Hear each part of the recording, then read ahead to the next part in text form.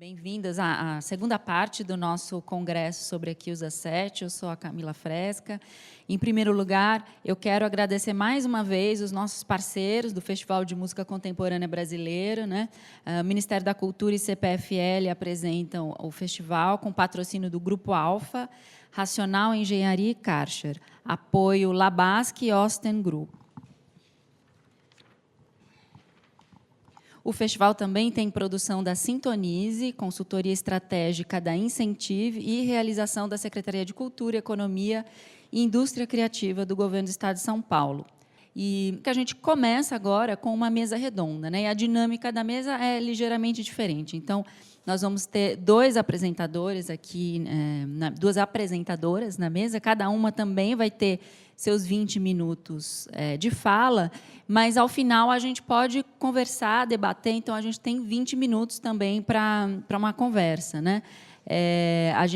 Quem quiser fazer perguntas, eu acredito que vai ser por papel, né? Escreve, o pessoal da produção vai orientar vocês, né? Isso, acho que ela tem papel e caneta, quem quiser, é só pedir. Então, a nossa mesa redonda agora, que vai falar sobre ética e poética de Quilsa 7, vai contar com a Eliana Monteiro da Silva e a Júlia Tigel. Eliana Monteiro da Silva é pianista, mestre e doutora em música pela ECA USP, com auxílio da FAPESP. Ela concluiu o pós-doutorado também na USP, com a antologia Compositoras Latino-Americanas, Vida e Obra, Análise de Peças para Piano, né, publicada pela editora Ficções.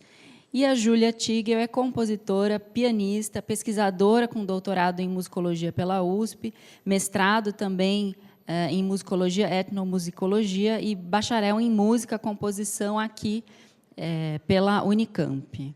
Agora sim, a Eliana também já está presente, a gente vai começar, então.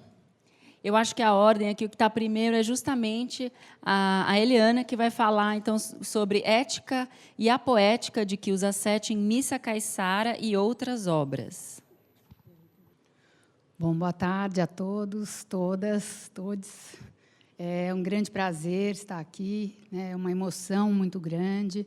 Agradeço muito a Terezinha Prada, a toda a equipe, a Anne e as minhas colegas aqui de mesa, Júlia Tigel, Camila Fresca, mas, principalmente, a compositora Quilsa 7, por quem eu tenho uma grande admiração. Eu, como pesquisadora das mulheres compositoras, principalmente latino-americanas, tenho uma grande admiração por ela e pela sua obra, e também um grande carinho, uma grande amizade. Então, foi um convite muito feliz, eu agradeço.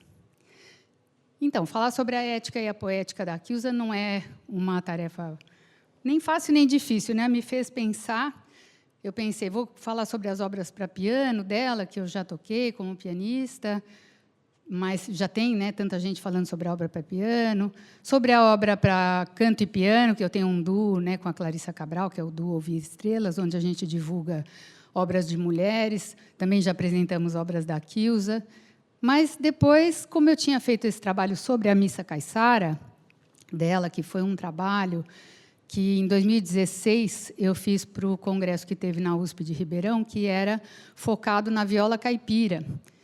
E eu tive uma grande surpresa, né, uma grata surpresa, procurando obras de mulheres que tivessem usado a viola caipira, me deparei com a Missa Caiçara, da Quilsa 7. Né? Já tinham trabalhos sobre essa missa, que era do José Ribalta e outros.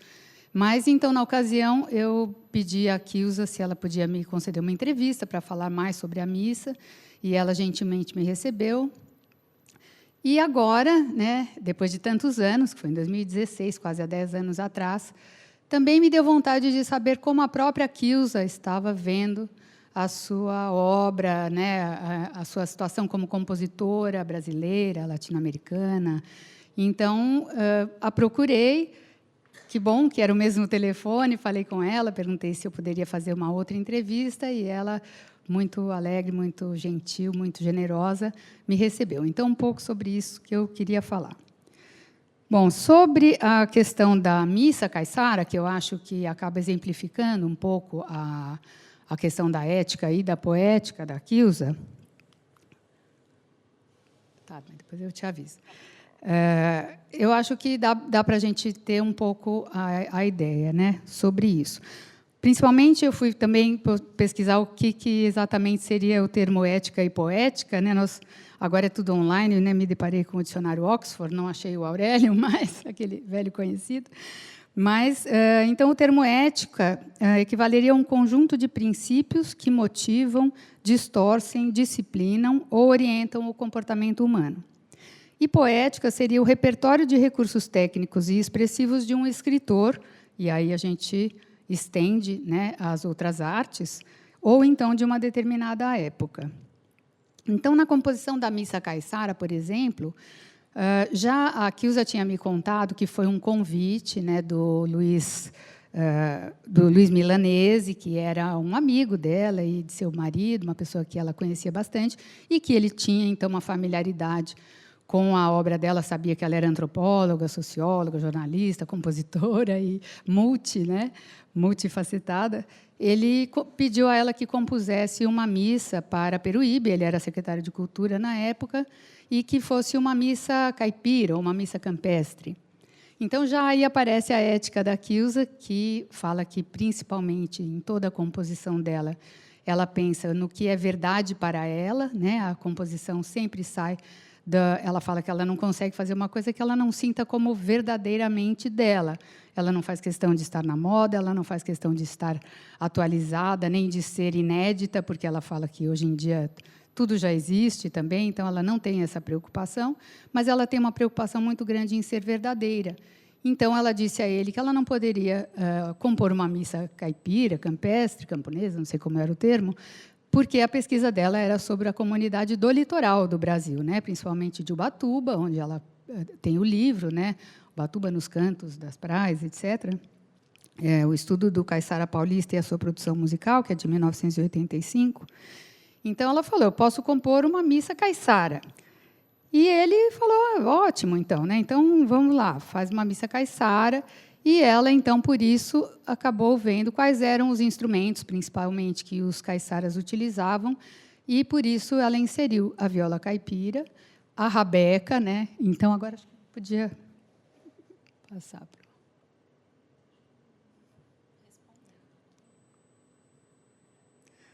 Bom, enfim, né, alguma hora vai aparecer. Essa é a capa, né, da Missa Caiçara, autografada pela Quilza, e aí os instrumentos, então, utilizados, né?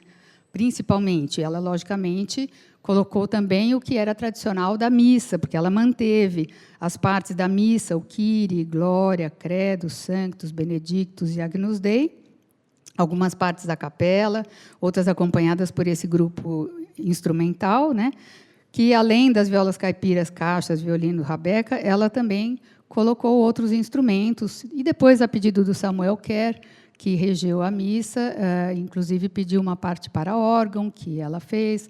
Ela conta que a parte das violas caipira, ela também contou com a própria participação dos instrumentistas, que sugeriram, inclusive, uma introdução. Então, ela foi trabalhando com esses instrumentos e com essas pessoas que iam tocar. Tinha a ideia de colocar mais pessoas, inclusive do litoral, mas pela questão de trazer as pessoas, de locomoção, para gravação e tudo isso, acabou não acontecendo, segundo ela.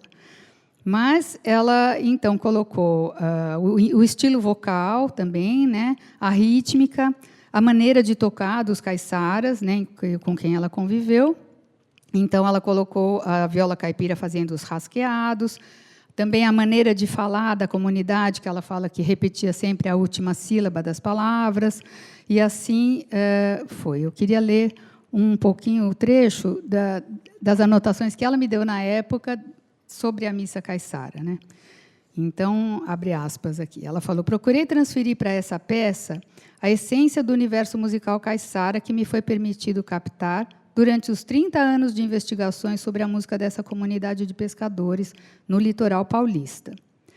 E ela fala, em certos momentos, transparece o clima litúrgico das tradicionais missas. Em outros, como no Glória e Credo, o estilo religioso do caiçara que predominou.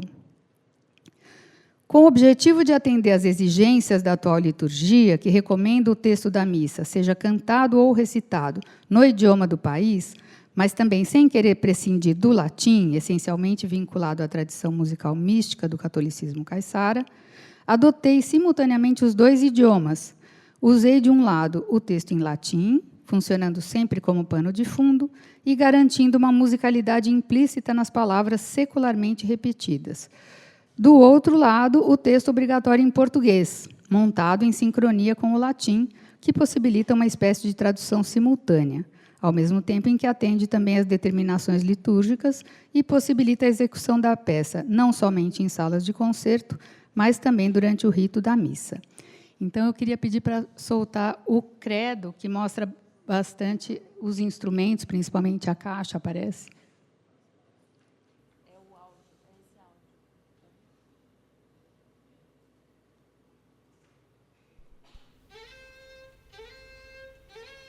As rabecas, né?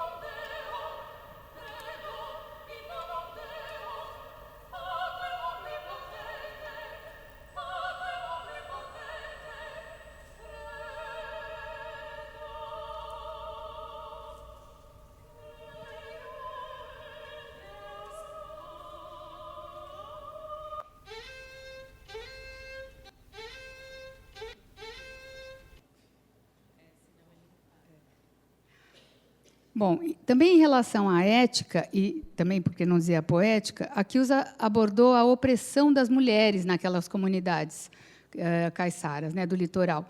Porque as mulheres inférteis, principalmente, elas eram profundamente desprezadas e até desprezadas e também rechaçadas pelos maridos, pelos pais, pelos irmãos, porque eram inférteis. E também tinha a questão das prostitutas. Então, ela trouxe a figura do São Gonçalo, que é o santo violeiro, esse que é dela, esse santinho.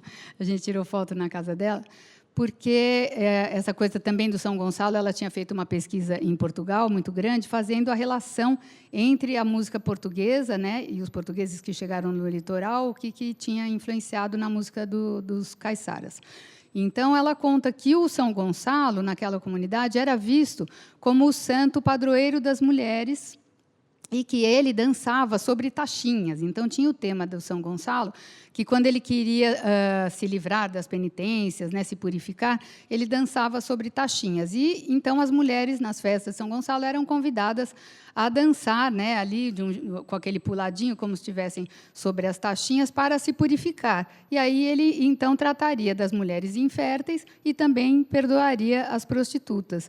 Então, tudo isso, eu digo que faz parte da ética da Kielsa, porque é o jeito que ela contou para mim que ela age em relação a uma militância também das causas que ela acha importante. E ela coloca isso através da música. Ela fala que ela nunca vai bater de frente, vamos dizer. Então, ela coloca sutilmente. Por exemplo, a questão da especulação imobiliária que estava tendo naquela época que ela fez as pesquisas, nessa área de Ubatuba, principalmente. Então, ela falou, chamando a atenção, né, num evento como esse da Prefeitura de Peruíbe, com a missa, eu vou chamar a atenção também para a situação dessa população que está sofrendo com a especulação imobiliária, que está sendo praticamente expulsa das suas terras, porque tudo vai ficando muito caro, e também a questão das mulheres que sofriam com a opressão patriarcal. Tudo isso, através da música, ela foi também trabalhando, né? Ela falou que ela se mete em tudo e que ela depois não dá conta, mas eu acho que ela dá conta, sim. Bom, então, só para trazer um pouco... eu queria colocar um pouquinho só o tema do São Gonçalo, então, que está no próximo... Não, está aí mesmo, isso. Gloria in excelsis Deo.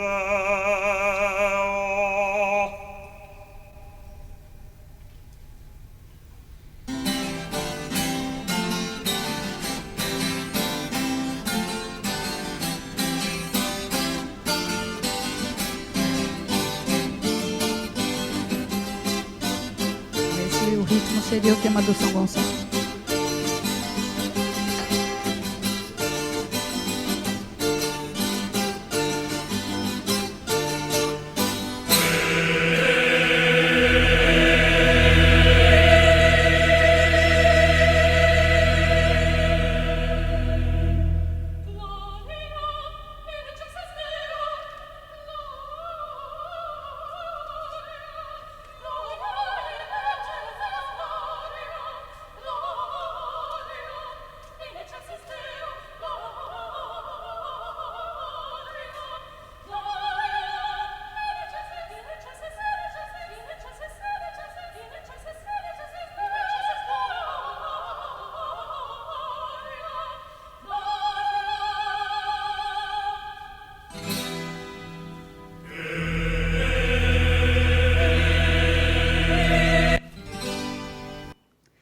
Bom, essa gravação é uma gravação da Rádio Cultura FM de São Paulo, de 1996, e eu recomendo muito que vocês procurem, porque a missa toda é muito linda. Bom, então, só para falar dessa entrevista atual, né, que eu fiz com a Quilza, e também do que eu, olhando para essa obra vasta dela, claro, assim, muito resumidamente, definiria alguns elementos da sua poética. A presença das formas clássicas, barrocas ou até medievais, né, como o caso da missa, a gente pode ver em obras como a Missa Caiçara, a sarabanda, né, a multissarabanda, danças folclóricas europeias utilizadas pelos compositores românticos clássicos, como mazurca, a valsa, o lundu, a modinha, por exemplo, na suíte para piano que ela colocou, e também a presença do folclore, né, numa alusão e numa homenagem sempre ao Mário de Andrade, que também está sempre presente na obra e nas preocupações da Quilza, né? E, através do Mário de Andrade, também o seu professor de composição, o Camargo Guarnieri, que ela sempre também fala que ela tem muita influência e muita afinidade com a obra dele, né? O modalismo do Camargo Guarnieri, o contraponto, né, que está presente em muitas peças dela, o uso dos modos pentatônicos, né, tons inteiros, que também aparecem na música contemporânea, na música de vanguarda. Enfim, tem vários exemplos. E o impressionismo também do Debussy, e também eu acrescentaria o de Villa-Lobos, né? Harmonia atonal modal, emprego de ostinatos rítmicos e melódicos, ressonâncias, tempo estendido, métrica flutuante, clusters, sequências de acordes paralelos formando camadas texturais. Tudo isso eu vejo como ferramentas, né, um repertório de composição da Quilza Sete. E o emprego da voz humana, porque ela fala que ela teve muitas aulas de canto, cantou muito os italianos, né? E, então, a voz, obra para coro, obra para canto, ela tem muitas. Também colocar, às vezes, alguma experiência da sua vida pessoal nas suas composições, como é o caso das 3 peças para fagote solo, que ela fez na época da internação hospitalar do seu irmão e do falecimento. Então, as 3 peças são monólogo, solilóquio e valsa do desconsolo. E também traduzir em música a sua experiência acadêmica, né? Como, por exemplo, a Missa Caiçara, a Rocripoche, né? E toda a música que ela fez com os indígenas, que a Júlia que vai falar melhor. Sobre a entrevista recente, eu perguntei como ela se via, sendo homenageada, assim, né? Várias homenagens, né, ela tem tido aí nos últimos anos, muito merecidas, e ela respondeu: claro que estou satisfeita, fico muito grata pelas pessoas se lembrarem de mim, porque a gente vive num país em que não há muita atenção para esse tipo de produção que eu tenho, seja no setor dos trabalhos dos índios, seja também no trabalho com os pescadores. Não é uma coisa que cause grande impressão. Também esse tipo de música, que é uma música de mais difícil apreensão, não gosto muito da palavra erudita, música erudita, parece um pouco pretensioso, parece que a outra não tem erudição, e tem. É difícil classificar essa música, ela não é mais clássica.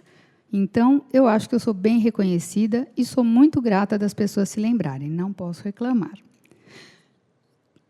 Eu perguntei sobre as atividades que ela tem hoje em dia, ela me contou que ela mantém um estúdio, onde fica o seu piano de cauda, conta com o trabalho de uma bibliotecária que a ajuda a imprimir, a tirar cópias de documentos, toda essa parte também mais burocrática, e também a parte tecnológica, que ela falou, e eu concordo. Hoje em dia, tudo ficou muito cerimonioso, com essa coisa de ter que passar pela mensagem para saber se pode ligar. Ela fala, antigamente era mais fácil, a gente telefonava, se a pessoa não pudesse, não atendia, né? Acho que se perde muito tempo, e eu também concordo, né? Ela fala que ela é do século passado, eu também sou, então a gente, algumas coisas, tem que se adaptar. Nesse sentido, acho que também a bibliotecária ajuda bastante. Ela diz que tem sempre encomendas, que ela fez peças para o pessoal do Sul, né, se referindo também a um evento do Festival de Santa Maria, que a homenageou também, em 2022, né, o Encontro de Oboé e Fagote. E ela falou que, quando ela tem ocasiões assim, ela acaba sempre compondo, ou transcrevendo, ou fazendo algum arranjo em alguma composição antiga, para poder homenagear essas pessoas, né? Então, ela falou que, na ocasião, por exemplo, de Santa Maria, ela compôs a suíte mirim para oboé solo, para o oboísta Lúcio Mota, e ela disse que ela tem feito mais peças mais singelas, no sentido de ter um instrumento ou dois. Então, ela falou, obras de peso eu não tenho feito, não estou mais com tempo. Tenho corais começados com temas africanos, mas não tenho tido tempo. Vem uma coisa, vem outra, e vai me atropelando. Enfim, até ela falou sobre o livro O Piano de Kiusa Sete, aqui, né, que foi tão bem apresentado aí pela Denise. Ela falou, a Denise é tão solícita, tão risonha, tão bem-humorada, que acaba me convencendo. Eu falei, minha filha, eu estou sem tempo de fazer as coisas. Para fazer mal feito, não vou fazer. Mas ela acaba sempre fazendo, e sempre fazendo muito, muito bem feito, né? Então, eu queria terminar com ela falando sobre a própria música, que ela falou, acho que tem uma tendência a ser mais romântica, sem querer. Até tenho vontade de tentar fazer uma música mais de acordo com a poesia concreta, por exemplo, que tem tantas de boa qualidade, mas agora eu já escrevi tanto, acho que não preciso escrever mais. Não, nós achamos que você precisa, Kiusa. E ela disse, então, as palavras finais, que volta na questão da ética e da poética, né?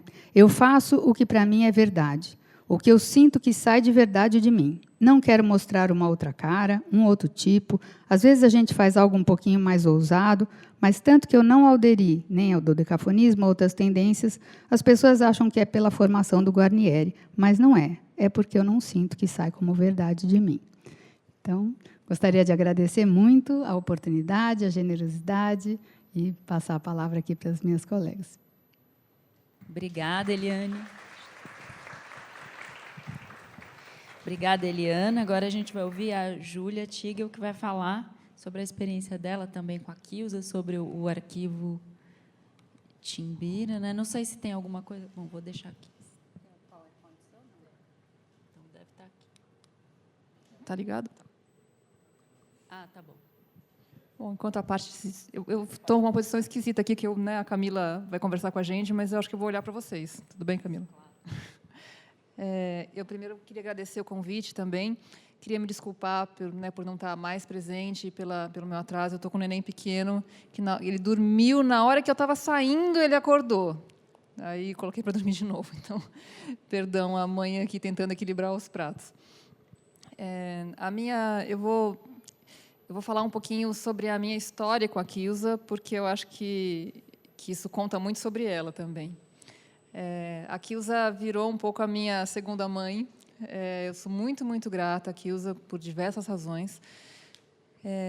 Eu tenho uma mãe antropóloga e eu fiz composição aqui na Unicamp e eu fui me interessando muito pela etnomusicologia, mas quando eu comecei a pesquisar os trabalhos que existiam sobre etnomusicologia, eu vi que existia uma coisa muito complicada, assim, que os pesquisadores muitas vezes iam a campo, faziam as pesquisas, publicavam seus trabalhos e nada retornava para aquela comunidade. Isso começou a me incomodar muito e eu comecei a ir atrás de projetos que faziam isso de uma maneira diferente. Eu não sabia muito bem o que estava procurando. E um dia eu conheci a Quilza Sete, através de um violoncelista com quem eu tinha um duo na época, que era o Mário. Alguém fez um mestrado sobre uma obra dela aqui na Unicamp e eu fui assistir, conheci ela. E a gente conversou e ela me convidou para ir conhecer a sua casa em São Paulo para a gente conversar mais. E acabou que meu primeiro trabalho na vida foi organizar o acervo pessoal da Quilza Sete. Então, através desse primeiro trabalho, eu tive contato com os materiais do Arquivo Musical Timbira, achei super bacana, e ela me contou um pouco sobre esse projeto, que acabou se tornando tema da minha iniciação científica, mestrado, me envolvi, trabalhei entre 2006 e 2010 nesse projeto maravilhoso, né, que a Quilza inventou e coordenou junto aos povos Timbira do Maranhão e Tocantins. O Centro de Trabalho Indigenista, que é uma das principais ONGs do Brasil que trabalha com povos indígenas, tem já, de longa data, né, coordenado pela Maria Elisa Ladeira, um trabalho de formação de professores indígenas, para que os próprios professores indígenas sejam os educadores das escolas para as crianças, porque as escolas indígenas são todas adaptadas para o calendário, para a língua dos indígenas e tal. E aí a Quilza fez parte desse projeto para trazer a música como um elemento formativo desses professores. Não no sentido de ensinar a música para eles, mas no sentido, né, como ela própria me narrou na época, no sentido de trazer para eles elementos, critérios musicais para que eles pudessem pensar a sua própria música e também trazer repertórios mundiais para que eles tivessem uma noção mais clara de como que a música deles também se coloca frente à produção mundial, internacional, porque em grande maioria os povos indígenas, e é o contexto lá, conhecem só a sua própria música e aquilo que acontece no entorno. Naquela época não tinha internet assim, né, como tem hoje, e eles eram muito desvalorizados, como ainda são nas cidades do entorno, né, como se a sua cultura e a sua produção fosse inferior, fosse irrelevante, né? Quando, né, você tem pesquisadores de fora trabalhando esse conteúdo nas aldeias, isso muda completamente de figura, né? Eles começam a ter noção da importância mundial que eles têm, né, que a cultura deles tem. Então, é um projeto muito visionário, né, que a Quilza começou lá, porque, pelo que eu investiguei depois, né, na iniciação científica e no mestrado, existem pouquíssimos projetos com esse tipo de característica no Brasil. Essa discussão começou a ser feita nos anos 60, mais ou menos, na etnomusicologia nos Estados Unidos, mas a Quilza, eu acho que ela foi fazendo isso muito de acordo com essa ética própria dela e dos estudos dela, mas muito pioneira, né? Talvez sem contato com outros projetos que já faziam isso. Acho que foi muito dela, assim, né? Pelo que a gente conversou, assim. Quilza, me corrija se eu estiver falando bobagem, tá? Né? Dá um nervosinho, né, de falar sobre a pessoa, né, para a pessoa que a gente admira aí na frente. Então, a partir desse projeto de formação desses professores indígenas, os próprios alunos, né, os próprios professores em formação, começaram a se interessar por pesquisarem eles mesmos o seu repertório. E, a partir disso, a Quilza criou o Arquivo Musical Timbira, que é um arquivo que, na época, que era em fitas cassetes, a gente estava digitalizando, mas até hoje a fita cassete é um suporte que funciona melhor lá, porque com a poeira das aldeias e tal, o digital ele acaba falhando muito facilmente, a fita é mais resistente. Esse acervo, quando eu trabalhei lá, ele já tinha quase 200 fitas, e é bem interessante que esse projeto acabou acarretando duas coisas. Primeiro, uma produção inédita de pesquisa com povos indígenas. Eu não tenho notícia de outro projeto que tenha feito isso, que é a música indígena vista ou catalogada e entendida pelos próprios indígenas, porque eles que são incentivados a registrar, a catalogar, claro que com acompanhamento, né? Que usa, na época, desenvolveu uma ficha, tem até um PDF, que depois é interessante mostrar a ficha que ela primeiro desenvolveu para catalogar esse material, né, para ser respondida pelos indígenas quando eles fossem fazer essa catalogação. Depois nós revisamos essa ficha algumas vezes junto a eles. Então é interessante do ponto de vista da produção do arquivo, né, porque é um olhar deles sobre eles mesmos, e também é uma coisa muito empoderadora para eles, porque eles passam a ter justamente domínio sobre o seu próprio repertório, né? Eles começam a ter, assim como existe um movimento de formação dos indígenas como antropólogos, como advogados, para que eles não dependam, né, da sociedade ocidental, né, no sentido político, não geográfico, né, para que eles possam conquistar os seus espaços e os seus objetivos, assim na etnomusicologia, a partir de um trabalho desse, eles também passam a se apropriar, né, dos recursos necessários para que eles falem sobre a sua cultura do ponto de vista musical para a comunidade externa. E, além disso, eu acho que o principal benefício que esse projeto foi tendo é um reinteresse dos jovens pelo repertório tradicional, né, do qual eles são herdeiros. Então, em diversas ocasiões, o CTI promovia encontros entre cantadores renomados, né, cantadores já mais velhos, e jovens, especialmente jovens aprendizes de música nas aldeias, para um grande encontro numa sede que o Centro de Trabalho Indigenista construiu para esse fim, em Carolina, Maranhão, em formato de uma aldeia. Ele é um lugar muito bonito, que reúne daí pessoas de várias aldeias, porque o território é grande ali, para esses encontros. Então, esses encontros eram oportunidades sempre de trocas de conhecimentos entre os mais velhos e os mais novos, e entre diversas aldeias. E, nesses encontros, também se discutiam muito tanto a parte técnica, como gravar, o que gravar, né, como fazer a parte mais material, e também como catalogar, qual a importância do arquivo, quais elementos que a gente tem que prestar atenção, o que vocês acham importante. Então, né, na época que eu tive lá, esse arquivo existe ainda, está lá em Carolina, no Maranhão. Foi sempre um trabalho muito rico, assim, muito enriquecedor. Para mim, muito enriquecedor, mas para eles também, acredito que bastante, porque isso sempre promoveu um renascimento, assim, né, da sua própria cultura. E é interessante que esse arquivo ele fica nesse lugar que muitos dessas pessoas indígenas, dessas aldeias, podem frequentar, e eles podem ali copiar fitas e levar para suas aldeias. Eu não sei como é que está hoje em dia, se já está tudo, né, se eles já fazem isso digitalmente, porque eu acho que esse projeto não tem mais ninguém de música atuando lá. Inclusive, fica até o convite, se alguém quiser se interessar. Eu acho que a Kilza, imagino que ela vai achar bom que tem alguém lá de etnomusicologia, né? Porque eu, em certo momento, eu achei que eu estava virando antropóloga e tive que me afastar um pouco, mas eu tenho muitas saudades. Mas o que eu queria dizer é que os indígenas eles podem copiar o material que está lá, levar de volta para suas aldeias, e isso tem ocasionado uma circulação muito grande de repertórios. Então, existe uma certa rivalidade entre as aldeias, porque os povos de Imbira, a gente fala no plural, mas são 7 povos com características comuns na sua cultura, que se juntaram, que eram rivais no passado, que se juntaram contra o inimigo comum, que somos nós. Mas eles ainda têm algumas rivalidades e algumas diferenças entre os povos e entre as aldeias. Então, quando uma aldeia descobre, pelo arquivo musical, que tal cantor, que é um popstar, de repente, do Chimbira, fez uma cantoria espetacular na festa tal, na aldeia X, isso vai para outra aldeia, eles querem fazer melhor, né, do que aquela festa que ocorreu. Então, isso vem acarretando uma circulação grande. Fale, Kilza.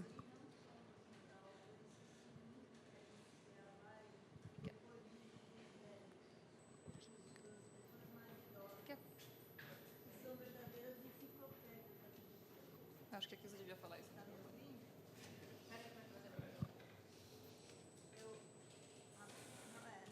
É um detalhezinho só.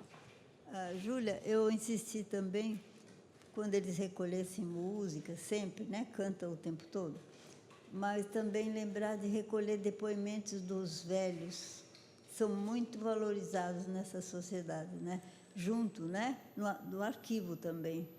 Depois, algum antropólogo, sei lá quem, vai ter paciência de selecionar o que é música, o que é depoimento. Só esse detalhe.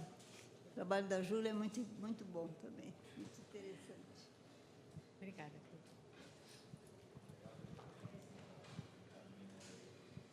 Obrigada, Kilza, pela correção. Isso mesmo. Eu acho que vale a pena a gente mostrar, de repente, acho que eu vou sair da apresentação e mostrar a ficha, que é bem interessante. Pode ser sair do PowerPoint e mostrar um PDF que está aí.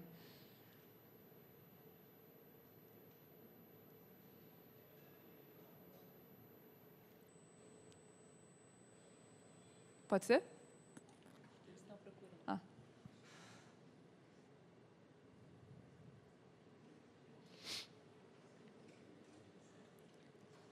Ou então a gente vê isso primeiro. Oi? É o único PDF que tem aí. Mas é que ele está com todas as apresentações.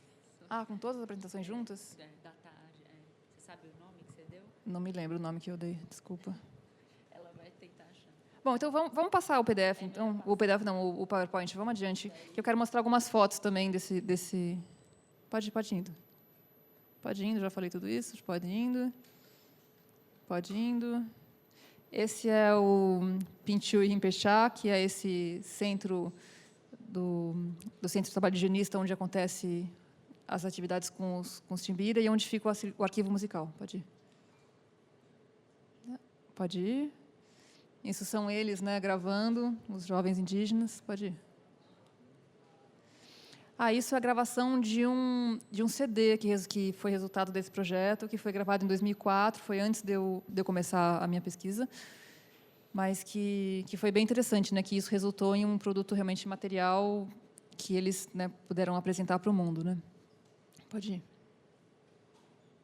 Aqui são eles de novo gravando. Isso é durante esses encontros, né, um cantador mais velho, esse é o Baú, né, que infelizmente já faleceu. Pode ir. Aqui sou eu com 20 anos atrás, nesse projeto. Pode ir. Isso aí a gente discutindo com eles, tanto a parte técnica quanto os critérios. A gente está trabalhando a ficha da Kilza aí nessa. Como é que a gente vai pensar a catalogação desse material? Porque a Kilza elaborou isso primeiro. Eu sinto que a tendência deles foi dar uma empobrecida nessa ficha, porque eles queriam uma coisa mais preto no branco. E a ficha da Kilza, propositalmente, conforme ela narrou, ela deixava muitas perguntas, às vezes um pouco repetidas e tal, para que eles tivessem oportunidade de falar as coisas por diversos ângulos. E tem coisas muito interessantes nessa ficha, né? Eu lembro da Kilza contando que eu vi essa ficha. É a Festa da Batata. Quem fez essa música? A Batata. Então, é um arquivo muito interessante, porque você não vai ter essa informação de outro jeito, entendeu? Né? Quando for parte do acervo. Pode ir. Isso é recolhendo essas gravações na própria aldeia, né? Pode ir. E são eles aprendendo a editar áudio, esse tipo de coisa. Esse é o arquivo na época, né, com fitas cassete ainda. Porque a gente começou também um trabalho de digitalização na época. Pode ir ainda.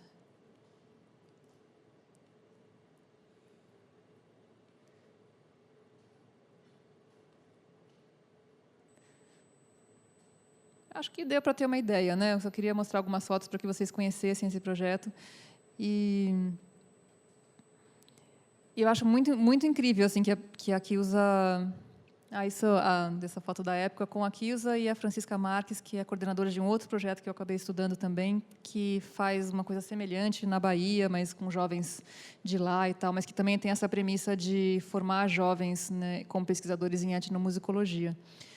E eu acho que o meu ponto principal é que eu acho que esse tipo de pesquisa, eu gostaria de falar isso aqui na Unicamp, deveria estar mais presente nas universidades, porque esse tipo de abordagem que a Kilza inventou lá com os povos indígenas, ele tem muito potencial para ser parte das ações universitárias como projetos de extensão, né? Porque um projeto desse oferece oportunidade de produção de conhecimento, de experiência de ensino para jovens e também de impacto na comunidade local, especialmente, né, no Brasil, onde a gente tem muitas comunidades locais que são pesquisadas em etnologia e em etnomusicologia, né, que são comunidades geralmente muito pobres e muito necessitadas, né, e isso pode ser um campo de ação muito potente das universidades, especialmente as públicas. Então, eu convido, né, pesquisadores que estiverem aqui para pensar, de repente, estudos em etnomusicologia que tenham esse viés social, né, e tenham esse viés de incluir os povos pesquisados na produção de conhecimento, inclusive, porque a gente, né, já passou do tempo da gente, pesquisador, ficar achando que a gente é o grande dono da verdade e que os povos originários, ou os povos pesquisados, não têm poder de fala, ainda mais sobre os seus próprios repertórios, né, ou sua própria cultura, enfim. Então, eu quero deixar minha enorme admiração pela Quilza, que eu acho que foi muito visionária em fazer isso. Ela começou em 96, e isso ainda é muito atual. Então, quero, né, agradecer a Quilza por esse tipo de trabalho, inspiração, e que me transformou como pessoa também. Eu acho que é isso que eu tinha para falar. Quer falar?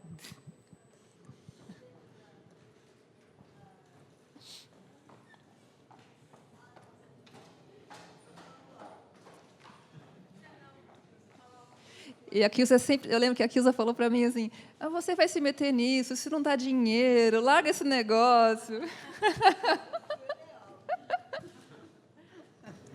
É o seguinte, se você lembra da Chokhan Prum, você sabe que ela está já começando o doutorado, né? É legal, porque ela que quis fazer, eu não influenciei nada, Deus me livre, ela que decidiu fazer isso, né? Então, ela fez mestrado, eu elogiei e tal, mas eu não... Ela está preparando doutorado na Universidade em Goiás, em Goiânia, mas é assim, o contato já houve, né? O estrago já foi feito. Então, isso é um meio deles terem defesas, não? Eles são alfabetizados também em português nas aldeias, né? Na língua de cada etnia. Essa é G, né? Mas eu acho que essa menina, eu estou sempre com muito contato com ela. E eu receio que ela esteja vivendo uma vida de dualidade que eu acho que vai estar causando um pouco de depressão na menina. Porque ela vive duas realidades. Ela mora numa aldeia, que é a casinha dela, o chão é de terra batida, é tudo muito tosco, né? Tem as redes, não tem nada.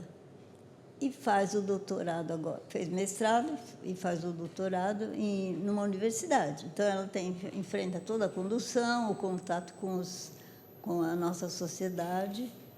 Eu ando preocupada com ela, porque ela andou com, depressão, essas coisas da moda. Depressão, o que mais que está na moda? Ansiedade, tomando remédios. Eu falei, minha filha, não toma esses remédios, né? Então, porque ela vive uma vida dual. Entende? Ou ela larga o curso, ou ela tem que deixar a aldeia. Eu não sei como é que ela vai resolver. Esse é um detalhe que eu jamais influenciaria ou daria essa ideia de alguém estudar fora da aldeia. Eles têm professores, né, Júlia, nas aldeias. Mas essa menina, ela é muito... tem uma cabeça ótima, excelente, escreve bem, né? Escreve bem em português também. Então, é só esse detalhe que a gente fica numa dúvida. Você promove, o encontro já houve, a desgraça já houve, eu acho que é uma desgraça, o encontro dos povos, né? Do colonizador com... A mesma coisa com os Guarani. Nós temos Guarani de Chiripau, ou Umbiá, brilhantes, são advogados, alguns são engenheiros, mas eles têm sempre uma dualidade de vida. E isso acho que não há solução. Eu não vejo. Quer dizer, eu não estou querendo levantar uma polêmica, mas eu estou me lembrando dessa moça, que é muito chegada comigo. Ela, a A mãe era professora na aldeia, é ainda, a Prum. Você conheceu, né? Então esse é só um detalhe nessa. É tão bonito. Agora, é um povo que canta sempre, né? Eu precisava produzir um artigo, não conseguia, porque não conseguia gravar. Porque eu pensava, vou ficar um pouquinho na rede, não dá, porque eles cantam sempre, né? Então, é isso. Obrigada por sua fala, por sua participação. Também agradeço a Eliana, que fez um trabalho brilhante sobre a missa. Aquela missa eu não dediquei, não, eu fiz pela preservação da Jureia Iguape, no tempo que tinha uma ameaça de usinas nucleares daquela altura. Está lá na dedicatória embaixo. É isso. Muito obrigada a vocês. Obrigada aos ouvintes. Obrigada.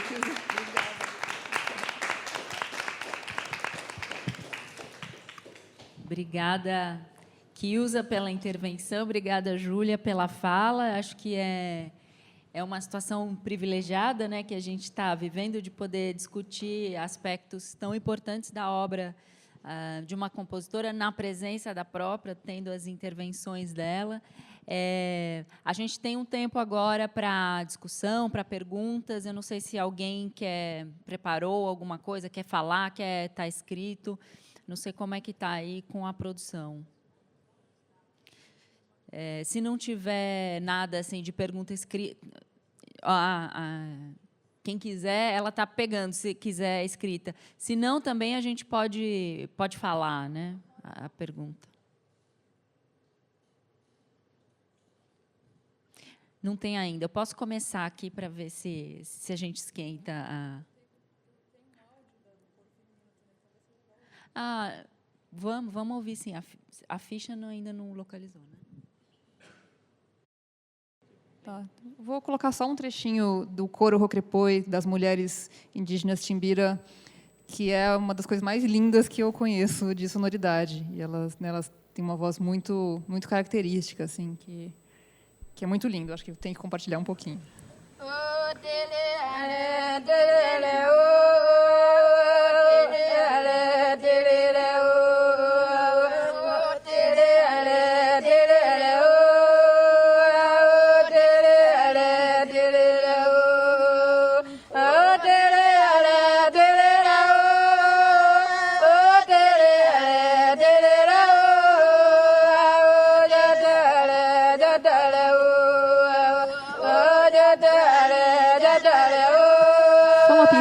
Assim, é impressionante como, assim, às vezes só duas mulheres já causam um impacto como se tivessem muito mais, porque elas cantam em algum intervalo microtonal que, né, causa muitos harmônicos. Assim. Seria muito interessante também se alguém, eu acho, que estudasse isso, né, Quilza?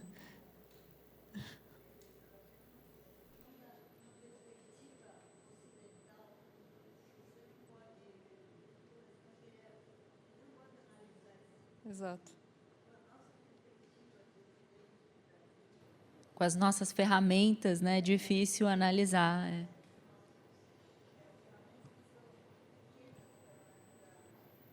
São insuficientes, né? Sim, mas eu acho que mereceria alguém estudar essa música mais a fundo, assim, porque ela é realmente muito interessante, né? Talvez, quem sabe, eles, né, próprios, em algum momento, né? Eu vou fazer uma pergunta para a Eliana e uma pergunta para a Júlia, aqui para aquecer. De repente, aí, se no meio alguém se animar, também pode. Eliana, você falou, então, que, né, das ocasiões em que você teve diretamente com a Quilza e fez as entrevistas, né, a primeira para a missa, e você falou que a segunda vez, dentro desse seu trabalho maior de falar das mulheres compositoras do Brasil e da América Latina, né? A gente mesmo já teve reunido outras vezes por conta desse assunto, né? Eu sei que, quer dizer, você falou com a Quilza, qualquer assunto que ela fale da profissão, ela está falando sobre a situação de uma mulher brasileira e latino-americana compositora. Mas queria que você falasse um pouco mais disso e, sobretudo, se vocês falaram também sobre questões de gênero propriamente, sabe, sobre a situação de ser mulher, o que diferencia aí na vida profissional. Bom, o assunto de gênero é difícil não passar, né? Principalmente porque eu fui visitá-la e ela foi fazer um café para mim. A gente fala até dos trabalhos domésticos, né? Ela falou como hoje em dia uma das dificuldades que ela sente é por perder tempo também, que ela fala, apesar de que ela valoriza demais o trabalho doméstico, mas é sempre mais uma coisa que sobra para a mulher, né? Então, claro que isso tudo vem imbuído. Eu, inclusive, perguntei a ela como ela, com filhas pequenas, conseguia, por exemplo, passar um tempão em Portugal, fazendo uma pesquisa, né? Todas essas eram curiosidades minhas. E ela disse que também contou bastante com a ajuda da mãe e do marido quando estava, porque o marido era militar da Marinha, então também viajava muito. Mas a Quilza também disse que, apesar de ela ter essa obra tão vasta e tão grandiosa, ela disse que ela sempre priorizou a família. Muitas vezes ela esteve entre aceitar um cargo, por exemplo, na USP, que ela foi convidada, porque, na ocasião, eles estavam se mudando para Brasília ou para Salvador, por conta do trabalho do marido. Então, ela falou que, muitas vezes, ela, mesmo depois, quando ficou em Salvador, foi convidada também para ficar na Universidade de Salvador, mas daí estava mudando para São Paulo, com a família. Então, essa é uma coisa que atravessa mesmo, né, a vida das mulheres e das compositoras, porque são mulheres, né? Mas eu acho que também até a questão da indígena que surgiu aqui, que está fazendo o doutorado e que fica entre estar na aldeia ou estar dando continuidade a uma carreira que, de repente, ela descobriu e que ela está encantada, parece, né? E eu acho que, sendo mulher também, logicamente, isso é mais difícil, porque eu acredito que, na aldeia, também as mulheres tenham esse papel, que na sociedade ocidental também é reservado a elas, que é o papel do cuidado, né? Que é o do cuidado com as crianças, do cuidado com os idosos, do cuidado com as pessoas doentes, e com os animais, enfim. Então, é uma coisa, lógico, que perpassa. Mas, por outro lado, a composição feita por mulheres também é uma coisa que a gente agora, né, que tem estudado mais. Eu, por exemplo, sou uma das fundadoras da Rede Sonora Músicas e Feminismo na USP, que é de 2015, quase 10 anos. É uma pergunta também que a gente sempre se faz: se dá para perceber na obra das mulheres alguma característica mais idiomática do fato de serem mulheres, né? E também essa coisa que a Quilza falou, será que a gente, com as nossas ferramentas ocidentais, vamos analisar um canto indígena? Também, será que com as ferramentas analíticas que nós temos na música, principalmente na música erudita ocidental, nós vamos analisar as obras feitas pelas mulheres? Né? Quando eu faço um curso com obras de mulheres compositoras, né, como eu tenho um curso lá na pós da USP, que é só sobre a contribuição das compositoras, uma das coisas difíceis é colocar em ordem cronológica de estilos.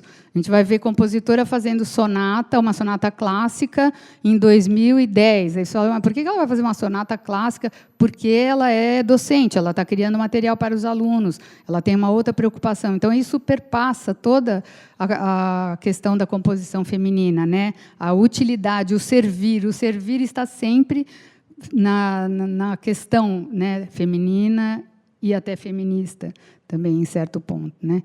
Então, eu vejo a obra da Quilza também muito perpassada por essa questão de ser mulher, o próprio fato, como ela diz, que ela se engaja em muitas coisas e ela acha que não dá conta, mas essa é a vida da mulher, né? Ter várias frentes, umas, às vezes, que se contrapõem a outras, né? E fica uma coisa interrompida, né? Como se fala, a mulher interrompida, mas não é interrompida, é fracionada, né? Mas é fracionada com uma lógica que é uma lógica feminina ou feminista, não sei, acho que também é uma coisa por ser estudada. Então, eu vejo essa obra da Quilza, né, agora falando da poética, que tem tantas vertentes, né? A vertente que olha para o contraponto do Guarnieri, a vertente que olha para o nacionalismo, a vertente que olha para a música contemporânea, a que olha para a etnomusicologia, a música dos indígenas, a música dos caiçaras. É uma coisa muito rica, né? Mas que tem essa particularidade, que eu acho que tem muito a ver com a questão de gênero. E, Júlia, você falou da sua experiência, né, como trabalhando com a Quilza, organizando o arquivo, e achei incrível, primeiro, a forma de catalogação, aí, contando com a colaboração dos povos indígenas. o trabalho todo fantástico. Imagino que você também é uma compositora como a Kilza, e você também tem uma carreira acadêmica, né? E aí a gente viu nas fotos você com 20 anos imersa ali nesse trabalho. Como é que foi para você pessoalmente? Como é que esse trabalho impactou no que você é hoje, assim, no seu trabalho, nesses aspectos, já que você compartilha com a Kilza o fato de ser compositora, de ter uma carreira acadêmica, etc.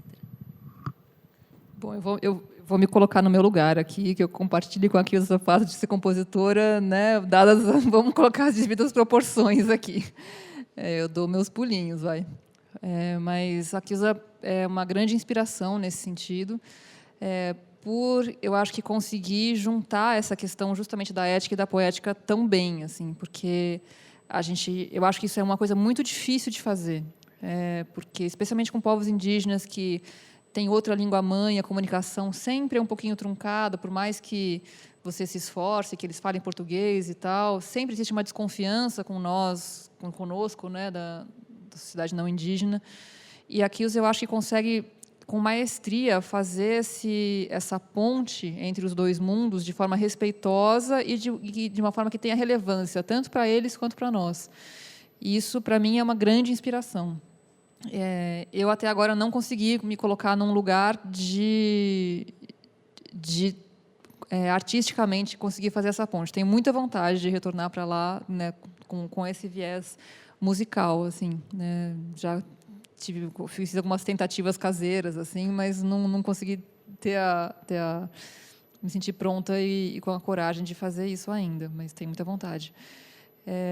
Mas para mim foi muito transformador como pessoa ver que é possível juntar tudo, sabe? Juntar pesquisa acadêmica, juntar projeto com relevância social, juntar produção artística, e juntar contato entre mundos distintos, né, de uma forma respeitosa, com qualidade técnica, com qualidade artística. Então, para mim, isso é realmente uma grande inspiração. Acho que é isso.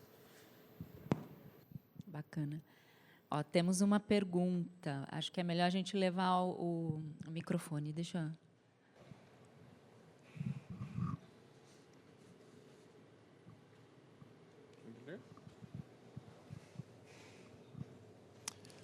Tudo bom? Boa tarde.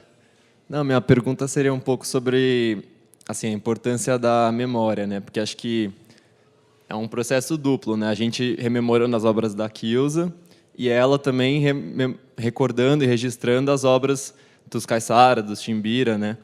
E aí eu queria perguntar um pouco assim, o que a gente faz com aquilo que a gente recorda, né? Tipo, como é que é para vocês depois que vocês recebem, catalogam e tipo analisam ali aqueles registros Caiçara, Timbira, que é interessante de explorar depois, assim, um próximo passo dessas coisas. E também assim um comentário geral sobre essa importância de recordar as coisas, acho que é interessante. Não sei se fez sentido a pergunta. Não, só assim por exemplo, depois que vocês registram, ou que a Kilza registra alguma música, um canto, assim, uma missa, que é interessante de pegar, o que vocês fazem com essa obra, sabe? Qual o próximo passo, assim, dessa análise de pesquisa, assim? Só complementando a ideia do Tomás, eu acho que assim, qual a aproximação, né, desse trabalho, tanto da ida aos caiçaras, da ida aos timbiras, qual a aproximação disso, dessa memória, né, até virar uma obra, né? Como que ele quer, qual o processo, né, dessa transformação, né, desse contato, qual a aproximação mesmo, né, musicalmente falando, né, como um resultado sonoro e artístico final, né? Eu estava com a ideia de fazer a mesma pergunta. Eu acho que essa transformação acho que a Eliana vai ter mais do que eu para falar sobre isso, porque ela estudou uma obra final da Kilza, né? Eu estudei mais a parte etnomusicológica. Mas eu me lembro de uma obra que eu ouvi na casa da Kilza e da explicação que ela me deu, que eu acho interessante partilhar também. Que era uma obra na qual ela tinha uma certa ambiência da aldeia. e tinha uma flauta que ficava fazendo, na época, né, eu era jovenzinha, assim, era uma flauta que ficava fazendo umas coisas que parecia para mim meio nada a ver com o que estava acontecendo no resto. Parecia uma flauta fazendo um ruído de fundo, assim, umas coisas que não tinham muito a ver. Eu falei, essa flauta parece... Eu já tinha ido para a aldeia, e eu chutei, assim, essa flauta parece, né, sei lá, está acontecendo uma festa na aldeia, e no meio da festa tem criança brincando, tem gente falando, tem gente cozinhando, tem gente fazendo 1000 coisas no meio do negócio. Ninguém para ouvir um concerto na aldeia indígena. E ela falou, é isso mesmo, eu tentei, né, colocar com a minha percepção o que eu sinto, né, nesse lugar da aldeia. Então, ela não está copiando os sons da aldeia, mas era mais, né, pelo menos o que eu entendi na época, me corrija de novo se eu estiver errada, mas o que ela me contou era mais uma percepção dela, subjetiva, sobre a experiência dela nesses locais. Eu acho que eu tenho a impressão que quando a Quilza vai se debruçar a fazer uma obra realmente com uso direto de elementos tradicionais, aí eu acho que existe uma seriedade, né? Eliana falou um pouco aqui, né? Ela pode falar mais. Existe uma seriedade muito grande em como é que ela vai trabalhar esses elementos de maneira respeitosa e condizente com aquele repertório tradicional que ela está incluindo na obra. Mas existe também uma outra abordagem que é uma percepção subjetiva a partir dessa convivência, dessa vivência com esses universos, que é ela como compositora sem necessariamente ter que usar esses materiais diretamente. Estou errada, Quilza?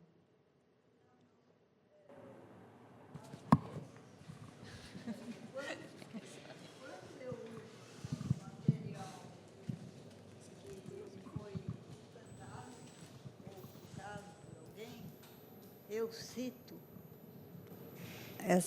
eu ouvi essa cantiga da cantadora fulana de tal. Só que quando a obra é editada, simplesmente eles excluem isso na edição, não aparece. Eu fiquei muito chateada com essa história. Não colocam o nome da pessoa, que é o informante. Em Portugal eles chamam de informador, né? É o informante que você está conversando e fala. Então, eu sempre faço questão de pôr o nome da pessoa. Isso no caso, por exemplo, dos caiçara, em que eu usei alguns temas, que, na verdade, se você começar a... Eu estou falando para vocês, não sei... Se a gente começar a ver a origem dos versos e de algumas melodias, isso vai voltar no tempo, lá para o século XIII, XIV, se não for antes. Então, quer dizer, vem caminhando aí pelo ar, né, a cantiga e os versos também. Então, eu encontro coisas entre os caiçaras ou entre os caipiras. Trabalhei também com os caipiras, que são do Serra Acima, de Serra Acima. No fim, não são inventados, o texto já vem de séculos atrás, da Península Ibérica, e a Península Ibérica não tem fim aquilo, né? Tinha espanhóis, ciganos, árabes, tem de tudo lá. Então, isso, pouco antes de Cristo, ou logo depois do nascimento de Cristo, essas coisas são muito antigas. Bom, quando eu cito, eu coloco os nomes. Né, os corais mesmo que eu fiz com a informação da cantadora, não põe, quando eu vejo impresso, não está lá. Agora, eu raramente uso os temas, quando uso, eu menciono. No caso da reza Guarani, por exemplo, que eu passei muitas noites, muitas madrugadas assistindo as rezas dos Mbeá e dos Tiripá Guarani, do estado de São Paulo e do litoral paulista, mais São Paulo mesmo, não, os indígenas nossos aqui. Então, eu fiz uma peça, que é a Oreru Inhamandu Etetenondeguá. Eu fiz uma música sobre esse texto religioso, só que não tem nada a ver com a música que eles cantam. A música é minha, só usei o texto e friso muito bem isso, né? Antes, né? Explicando, eu criei um ambiente. Então, tem mesmo um lá fora tocando uma flautinha, tem o pessoal do Tchondaro lá, que está fazendo a luta livre lá dele, de vez em quando tem um que dá uma tocada no violão. O violão é afinado do modo sagrado para eles, não é como o nosso violão. É o violão, mas é outra afinação, né? Então, aí, nesse caso, eu respondo pela minha música, que eu usei o texto, e eu preferi até usar um texto que eles rezam, é o meu Senhor, meu Deus, o verdadeiro Pai, o verdadeiro Orerunha mandou, Tetenundeguai, o Pai verdadeiro. Eu preferi até usar um texto já editado em Buenos Aires, dessas mesmas palavras, para citar a fonte. Mas, em geral, nessa outra peça que vocês vão ouvir depois, com o Nachimben, eu não usei nenhuma melodia do grupo de idioma G. Foram inspirações, assim, daquela magia da aldeia, daquela sensação, né, da escuridão do Brasil Central. Então, e usei umas palavras que eu explico eu explico no CD, está lá explicado tudo. Nomes de animais relacionados a cada metade das aldeias. As aldeias são divididas em metades. Esse é outro grupo, é grupo G, Tocantins, né? Tocantins e Maranhão. Então, os animais são relacionados às metades. Mas eu não uso temas indígenas. Temas musicais indígenas, não. Palavras de animais que eles usam, que estão relacionados a algo meio totêmico, digamos, né? Uma metade oeste tem tais animais, a leste tem tais outros animais. É isso. Então, quando eu falo eu não uso... Agora, quando eu uso um tema, em geral, já usei uns temas caiçaras, ou tema da música caipira, das modas de viola, eu menciono o nome do cantador, que nem sempre sai. Né? Então, é uma diferença aí que parece pequena, mas não é. É uma diferença importante entre o uso e o uso intencional, quando eu me refiro à fonte, né? Ou é apenas uma inspiração, como no caso da aldeia Timbira, Craô. Né? Não usei tema nenhum deles. Só a inspiração daquela musicalidade que brota, sei lá, canta dia e noite. Não dá trégua. Canta dia e noite. Obrigada.